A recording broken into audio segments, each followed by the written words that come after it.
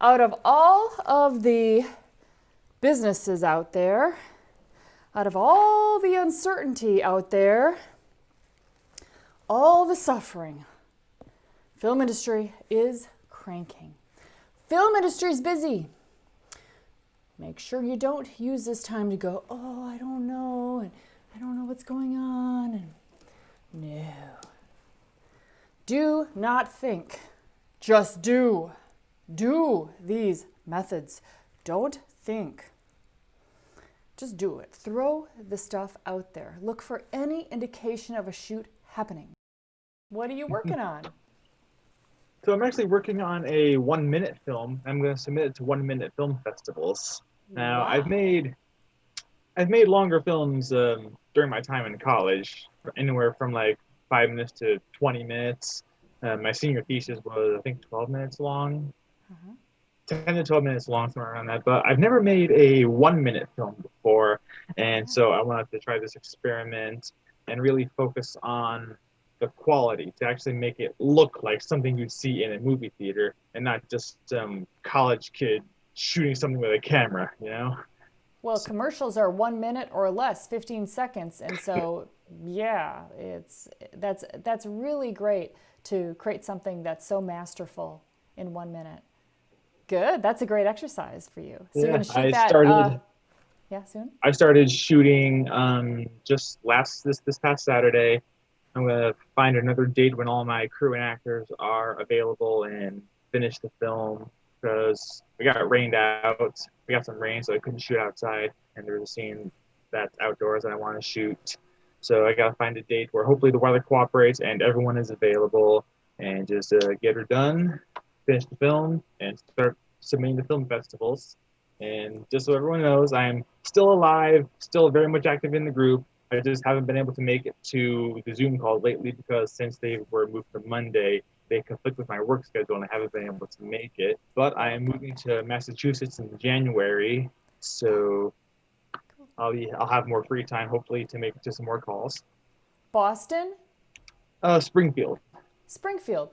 Oh, and how far is that from Boston? What's your major market going to be?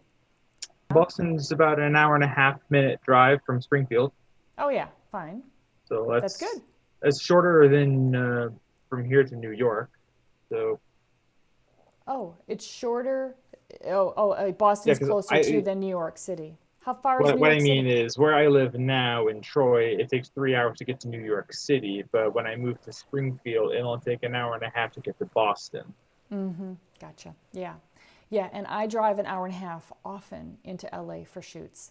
So if you guys are thinking, oh no, the major market's 2 hours away. You're lucky. It's 2 hours away. That's normal. We drive to go into shoots. 2 hours is a little bit long, but people live in San Diego and drive to LA. They live in Huntington Beach and they drive all the way all to Pasadena. You know, we drive because we want to work. You want to work or not work? Very good. So Boston's going to be a good market for you. Thanks. Okay. And when my short film is done, I'll post it in Yammer, and I'll Awesome. send everyone the code because I don't want it to be kind of public. I want to have Yeah. a password on it because I'm going to submit to film festivals. But I'll send you guys the password, and you'll be able to watch it. Do your thing, and also post in Yammer just about it so that if there's anybody that wants to help you out with it to get some experience and work with you, that'd be so cool. Okay, so post it even if you don't know your dates. And by the way, it's a great example. You know, Brandon is somebody that you'd see posting on Craigslist to get. Now, how did you get your crew anyway? So my director of photography is someone that I actually worked with on my first PA shoot. He did camera for the shoot that I was a PA on, and that's how we met. And we kind of had a good connection during my time on the shoot. So I reached out to him and was like, "Hey, I'm working on this project. You want to help me on camera?" And he was like, "Sure," even though it's Awesome. unpaid. Yes. So getting out there, doing get on shoots you met him doing get on shoots probably. I'm assuming the get and shoots method. Yeah. Okay. So yeah, Yes. you get shoot, free shoot. Any indication of a shoot happening, you get on it. You work with them. You make friends. What happens? Other shoots pop up from that shoot, from those relationships and connections. So now you're directing this 1 minute one, right? Yeah, fantastic. And Yes. now you would be somebody that could post it on Craigslist or Mandy looking for additional people to come and help, working for free. And these are the kind of shoots then, again, people come in, you work with Brandon. Brandon then can refer you to other jobs as well as the DP, as well as other people that are on that shoot. Scott Cox is doing your first PA gig tomorrow. And a small film I just made in November just got picked up by a small streaming service. Ooh. Yeah, Howdy. yeah. So tell us, was it Get on Cool. Shoots method that allowed that? Absolutely. Ooh, tell us the chain of I events. found Facebook groups and started sending out the want to work emails 2 weeks ago and landed 2 gigs this week. And yeah, following the process. Congratulations, that's great. Is this a paid gig or another free gig? Building experience. This is a free gig. Perfect. This is a free gig. Still trying to get 10 of those before I can move towards the paid gigs. So what city are you in? Dallas. Very busy market. You are going to get swept up into that market like crazy. You're going to probably be running into Crystal soon. Yeah. I hope so. That'd be And awesome. what do you want to do in the business? End goal, writer. I want to be a writer and a producer, but taking my time. It's fantastic to learn. You have to, if you want to be a producer, you have to learn production. You got to go through coordinating, Absolutely. supervising, producing, being on shoot after shoot after shoot after shoot. And there are always writers on every set. And there's a lot of producers that are also writers, a lot of directors that are writers.